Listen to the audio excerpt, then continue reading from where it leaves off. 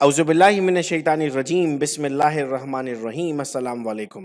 Students, उम्मीद करता हूँ कि आप सब खैरियत से होंगे और आप सबको वेलकम एक मरतबा फिर ऑनलाइन क्लासेस में। स्टूडेंट्स, हम आज की इस वीडियो लेक्चर में डिस्कस करेंगे टॉपिक न्यूक्लिक एसिड को। इससे पिछले वीडियो लेक्चर्स में हमने चैप्टर नंबर 1 कंप्लीट किया बायोलॉजी का, और चैप्टर नंबर 2 हम लिपिड्स, प्रोटीन, कार्बोहाइड्रेट और वाटर कंप्लीट कर चुके हैं। और आज हमारा नेक्स्ट चैप्टर है। जो लोग नए हैं इन वीडियो लेक्चर्स को देखने में, उन्हें मैं बताता चलूं कि ये कंप्लीट कोर्स है जिसमें तमाम के तमाम क्वेश्चंस हम डिस्कस कर रहे होते हैं फर्स्ट ईयर और सेकंड ईयर की। ये ऑनलाइन क्लासेस हैं। स्टूडेंट्स, न्यूक्लिक एसिड पर हमें एक नोट लिखने के लिए आता है, व्हाट इज न्यूक्लिक एसिड। नाम से थोड़ा सा जाहिर हो रहा है हमें कि ये शायद न्यूक्लियस के अंदर मौजूद होगा, तभी हमने न्यूक्लिक नाम दिया है यहाँ पर इसे। और एसिड हम इसलिए कह रहे हैं कि ये एसिडिक कैरेक्टर रखता होगा। इंट्रोडक्शन की हेडिंग लगेगी और आप उसमें लिखेंगे अ 22 years old Swiss physician and chemist Friedrich Mescher isolated a substance from the nuclei of a pus cell which was quite different from other biomolecules and named it as a nucleon। 22 साला एक शख्स था, Swiss physician और chemist था, जिसका नाम था Friedrich measure. इसने क्या किया? इसने पस सेल्स को आइडेंटिफाई किया। अक्सर आप देखते हैं पस बन जाता है बॉडी में। इसने उन पस सेल्स को आइडेंटिफाई किया। जब उस पर स्टडी की तो ये बाकी बायोलॉजिकल मॉलिक्यूल से मुख्तलिफ नजर आया। मतलब ये कार्बोहाइड्रेट नहीं था, प्रोटीन नहीं था, फैट्स नहीं थे, ये वो चीजें नहीं थी। तो इसने उसको क्या नाम दे दिया? न्यूक्लियन का नाम दे दिया। बाद में ये मालूम चला कि इसकी एसिडिक प्रॉपर्टीज भी हैं, तो नाम क्या रख दिया? Nucleic acid. तो अगर कभी हम ये सोचते हैं कि सर न्यूक्लिक एसिड का नाम न्यूक्लिक एसिड कैसे पड़ा, तो हमारे पास उसका जवाब है कि पहले न्यूक्लियन का था, फिर एसिडिक प्रॉपर्टी रखता था, तो क्या कह दिया हमने? न्यूक्लिक एसिड कह दिया। सर न्यूक्लिक एसिड कहाँ मौजूद है? न्यूक्लिक एसिड तमाम में मौजूद है, इवन वायरस से लेकर मैन तक, यानी स्मॉलेस्ट से लेकर लार्जेस्ट क्रिएचर में हमारे पास, सिंपल से लेकर कॉम्प्लेक्स क्रिएचर में हमारे पास ये मौजूद होता है। आइए एक्सप्लेनेशन जानते हैं। दीज मैक्रोमोलिक्यूल्स का मतलब क्या होगा बच्चों? जो बड़े मॉलिक्यूल्स हैं। Are present either in the free state or bound to protein as a nucleoprotein. या तो ये अकेले मिलेंगे या फिर ये प्रोटीन के साथ आपको बाउंड होते हुए मिलेंगे, और उसे हम नाम दे देते हैं न्यूक्लियोप्रोटीन का। Like protein, the nucleic acid are biopolymers of high molecular weight with mononucleotide as their sub unit. भाई जैसे प्रोटीन अमाइनो एसिड से मिलकर बनता है, बिल्कुल वैसे ही हम कहते हैं कि न्यूक्लिक एसिड किससे मिलकर बनता है? बहुत सारे न्यूक्लियोटाइड से मिलकर बनता है। तो न्यूक्लिक एसिड हमारे पास क्या हुआ सर? न्यूक्लिक एसिड हमारे पास एक पॉलीमर है, और उसका मोनोमर क्या हुआ? मोनोन्यूक्लियोटाइड। ये एक नंबर का एमसीक्यू पूछा जाता है हमसे। The nucleic acids are the long chain of polynucleotide in which mononucleotides are linked to each other।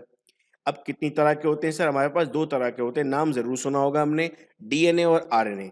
DNA की फुल फॉर्म क्या है? जोर से बोलिए। Deoxy ribo nucleic acid. बच्चों भले ही ऑनलाइन क्लासेस है, मैं इस वक्त आपको देख नहीं पा रहा, सुन नहीं पा रहा, लेकिन जब आप क्लास लेने बैठे तो अपने पेरेंट्स को आप बताकर बैठते हैं कि आप क्लास ले रहे हैं, तो बिल्कुल वैसे ही बिहेवियर होगा जैसा आपकी क्लास में होता है। आप जोर से चिल्लाकर हर वो बात कहेंगे जो मैं आपसे कहूंगा, ताकि आपके पेरेंट्स को भी इस बात का अंदाजा हो कि आप इस वक्त मोबाइल पर, यूट्यूब पर कोई और वीडियो नहीं देख रहे बल्कि अपनी प्रॉपर क्लासेस ले रहे हैं। तो जोर से हम बोलेंगे डीऑक्सी राइबो न्यूक्लिक एसिड और ribo nucleic acid. DNA mostly कहाँ मिलेगा हमें? क्रोमैटिन में। भाई क्रोमैटिन क्या होता है सर? हमारे न्यूक्लियस का जो गुच्छा बन जाता है उसे हम क्रोमैटिन नेटवर्क कहते हैं। ठीक है। न्यूक्लियस, ये समझो हैंड्स फ्री रखते हो ना अपने बैग में कभी, तो कैसे गुच्छे बन जाते हैं, उसके अंदर चार्जर की तारें मिल जाती हैं आपस में, यूं समझ लो उसे। Whereas most of the RNA is present in the cell cytoplasm। तो डीएनए कहाँ है सर? डीएनए न्यूक्लियस के अंदर है। और आरएनए कहाँ है सर? आरएनए न्यूक्लियस से बाहर पाया जाता है। ठीक है, ये भी हमसे पूछा जाता है एमसीक्यूज में। मैं साथ साथ सारे सवाल क्लियर कर देता हूँ। यकीन कीजिए, जब हम कुछ चैप्टर्स आगे कर चुके होंगे, मैं आपको 5 ईयर और 10 ईयर की तरफ लेकर जाऊंगा, तब आपको अंदाजा होगा कि हमारे वीडियो लेक्चर्स कितने डिटेल्ड है। अब अगला सवाल आता है सर हमें, what is the composition of nucleic acid. ये न्यूक्लिक एसिड किन किन चीजों से मिलकर बना है? सो सर न्यूक्लियोटाइड, जिससे न्यूक्लिक एसिड बना है, is a molecule which consist of the following 3 parts: pentose sugar, phosphoric acid, nitrogenous base. Pentose का मतलब होता है 5। पेंटोज का कितना मतलब होता है? बोलिए 5। तो पेंटोज शुगर क्या हो गया? 5 कार्बन वाली शुगर हो गया। फॉस्फोरिक एसिड H3PO4, और नाइट्रोजनस बेसिस, जो वॉल होती है ना डीएनए और आरएनए की, मैं आगे चल के आपको डीएनए आरएनए दिखाऊंगा भी, ये वॉल मिलकर बनी है फॉस्फोरिक एसिड से। तो pentose sugar found in the nucleotide is either ribose और डीऑक्सी राइबोस। देखो आरएनए का नाम क्या था? Ribo nucleic acid. डीएनए का नाम क्या था? Deoxy ribo nucleic acid. तो राइबो आ रहा है ना वहां पर, या तो राइबो होगा यानी आरएनए, या फिर डीऑक्सी राइबो होगा यानी डीएनए। देखो लिख दिया आगे ये बात हमने, ribose is found in RNA while deoxyribose is found in DNA. ठीक है, यहां तक हमें बात समझ में आ रही है। This sugar behave as a basic skeleton, यानी इसी पर पूरा का पूरा ये आपका मॉलिक्यूल इन्हिसार करता है। फॉस्फोरिक एसिड दोनों में मौजूद होगा, यानी डीएनए में भी मौजूद होगा और आरएनए में भी मौजूद होगा। Fifth carbon of the pentose sugar पर जाकर ये अटैच हुआ हुआ होगा।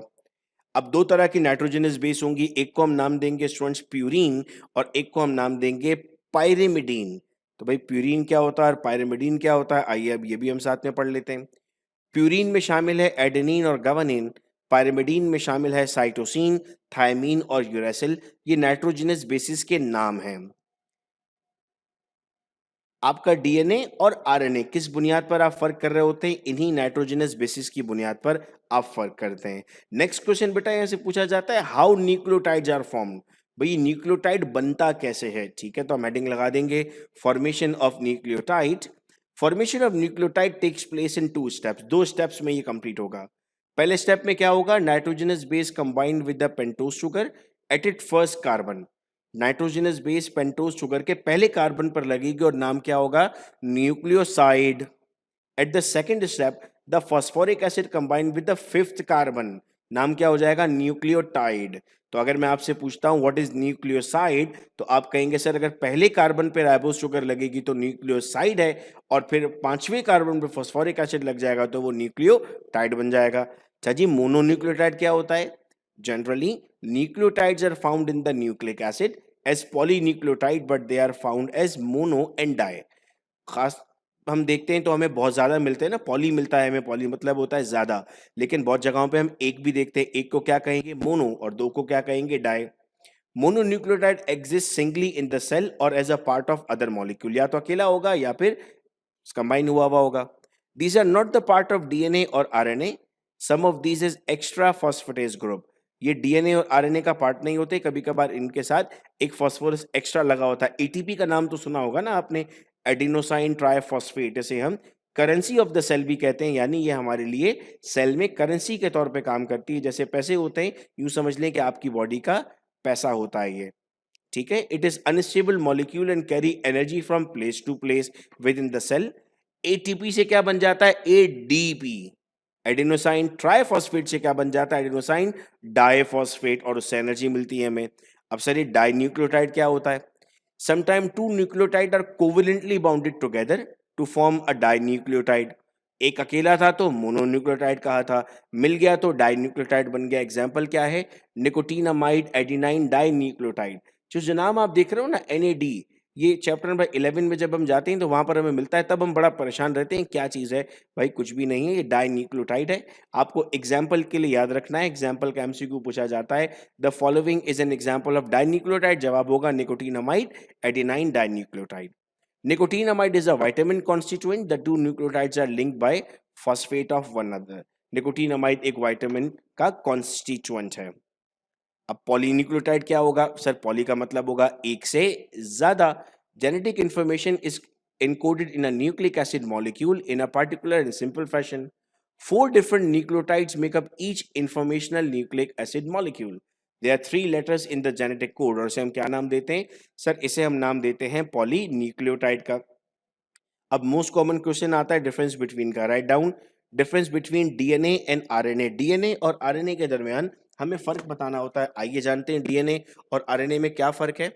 DNA and RNA are basically similar structure because both are polynucleotide. दोनों चूंकि पॉलीन्यूक्लियोटाइड है तो सिमिलर स्ट्रक्चर रखते हैं, but the nucleotide of both are different in following ways. मगर इनके न्यूक्लियोटाइड डिफरेंट है। क्या डिफरेंस है, अच्छा आप चाहें तो डिफरेंस बिटवीन ऐसे भी लिख सकते हैं, आप चाहें तो कॉलम बना के भी लिख सकते हैं। वाइल से पहले वाला जो वर्ड है वो डीएनए के लिए है, वाइल के आल वाला वर्ड जो है वो आरएनए के लिए। मैं समझाता हूं आपको। डीएनए में क्या मौजूद है सर, डीऑक्सीराइबोज शुगर मौजूद है। आरएनए में क्या मौजूद है, राइबोज शुगर मौजूद है। अब अगर आप ये सोचते हैं कि sir deoxyribose sugar ribose sugar में फर्क क्या होगा, तो देखो यहाँ 5 ऑक्सीजन है या 4 ऑक्सीजन है। डीऑक्सी का मतलब क्या हो गया, एक ऑक्सीजन कम हो गया, पहला डिफरेंस हो गया। DNA contain adenine guanine cytosine and thymine, ठीक है, whereas RNA contain adenine guanine cytosine and uracil. Thymine की जगह क्या आ गया, यूरेसिल आ गया, तो फर्क हो गया ना ये। तो ये यहाँ तक आपका डीएनए का पार्ट बन जाता है और यहाँ तक आपका आरएनए का पार्ट बनता है। अगर आप कॉलम में लिखते हैं तो वैसे इस तरह भी लिख सकते हैं आप। फिर इसमें काम करें, अगर इस तरह लिख रहे होते हैं तो वेयर एज को आप थोड़ा बोल्ड कर दें या मार्कर से लिख दें तो थोड़ा सा डिफरेंट नजर आना शुरू हो जाता है। डीएनए डबल स्ट्रैंडेड है जबकि आरएनए सिंगल स्ट्रैंडेड है, सिवाय आरआरएनए के यानी राइबोसोमल आरएनए के। DNA is of just one kind while RNA is of three kind. DNA एक ही है भाई, लेकिन आरएनए कितना है? आरएनए की हमारे पास तीन है। राइबोसोमल आरएनए भी होता है, ट्रांसफर आरएनए भी होता है और मैसेंजर आरएनए भी होता है। तो ये भी इसका फर्क बन गया हमारे पास। ठीक है, अब मैं आपको यहाँ डीएनए और आरएनए दिखाता हूं बेटा। ये देखो, ये आपके पास साइटोसिन है, ये गवानिन है, ये एडिनाइन है, ये यूरेसिल है। ठीक है, तो क्या क्या होगा? ये सर ये एक आरएनए है। ठीक है भाई, ये क्या है? Cytosine, guanine, adenine, thymine. ये क्या है सर? डीएनए। ये देखो डबल हेलिकल स्ट्रक्चर है यहाँ पर, ये सिंगल हेलिकल स्ट्रक्चर है, तो इसको हमने क्या कह दिया है? आरएनए कह दिया। ठीक है, इस तरह से डीएनए और आरएनए हमें नजर आते हैं। नेक्स्ट क्वेश्चन आता है हमारे पास, sir explain RNA as a carrier of information. यानी आरएनए में इंफॉर्मेशन मूव करती है, आरएनए प्रोसेस करता है बॉडी में डिफरेंट, कैसे करता है वो समझना है हमें। यूकैरियोटिक सेल में, यूकैरियोटिक सेल कौन सा होता है भाई? जिसमें प्रॉपर न्यूक्लियस मौजूद होगा। हमारे कौन से सेल्स हैं? हमारे यूकैरियोटिक सेल्स हैं। In eukaryotic cell DNA is located in the nucleus while most of the synthesis and metabolic function occur in the cytoplasm under the instruction of DNA।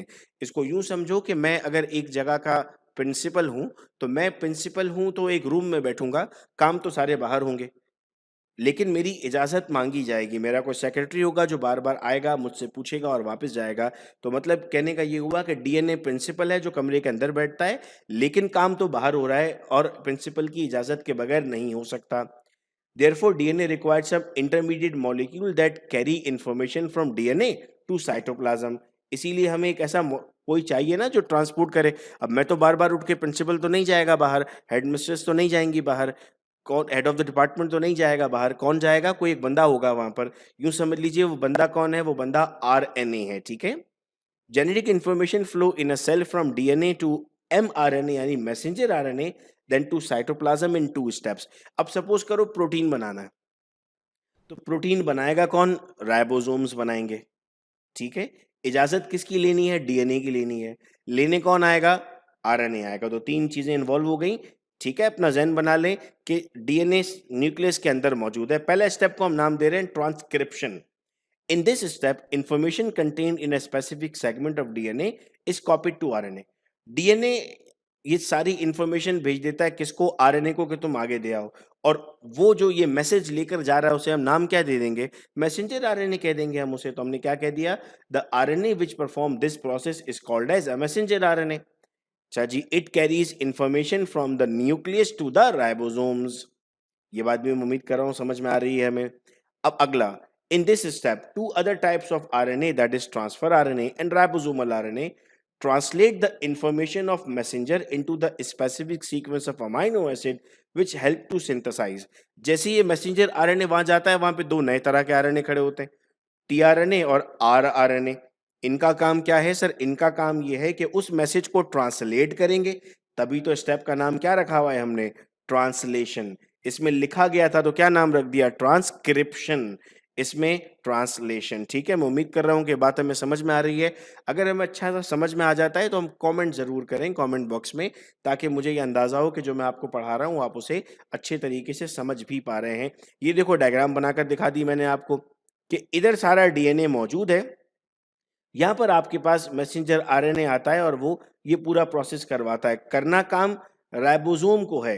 Ribosome बाहर मौजूद है, डीएनए अंदर मौजूद है, तो आपका सेल इसकी मदद से ये सारा काम करवा रहा होगा। स्टूडेंट्स, उम्मीद करता हूँ कि टॉपिक हमें समझ में आया था आज का लेक्चर। अगर हम मार्क्स के हवाले से देखें कि कितने मार्क्स का बन सकता है, तो सबसे पहले हमारे पास अगर न्यूक्लिक एसिड पर नोट आता है तो वो 2 मार्क्स के लिए होगा। कंपोजिशन भी 2 मार्क्स के लिए होती है, तो ये होगा 4 मार्क्स। न्यूक्लियोटाइड कैसे बनता है 2 मार्क्स के लिए हुए 6 मार्क्स। इसके बाद डिफरेंस 2 मार्क्स के लिए आता है 8 मार्क्स हो सकते हैं। डायग्राम हमने समझने के लिए ली थी और ये भी शॉर्ट में आता है तो 10 मार्क्स हो सकते हैं। 3 नंबर के हमने एमसीक्यूज़ डिस्कस किए थे, तो टोटल आज की क्लास हमारी स्टूडेंट्स 13 मार्क्स की थी, जिससे हमें एग्ज़ाम में क्वेश्चंस पूछे जा सकते हैं। नेक्स्ट वीडियो लेक्चर में हम इससे आगे कंटिन्यू करेंगे। इस वीडियो लेक्चर को अपने फ्रेंड्स के साथ भी शेयर कर दें, ताकि इस वक़्त घर बैठे वो अपनी पढ़ाई को कंटिन्यू कर सकें। बहुत शुक्रिया इस वीडियो लेक्चर को सुनने का। अपना बहुत ख़्याल रखिएगा आप सब लोग। अल्लाह हाफ़िज़।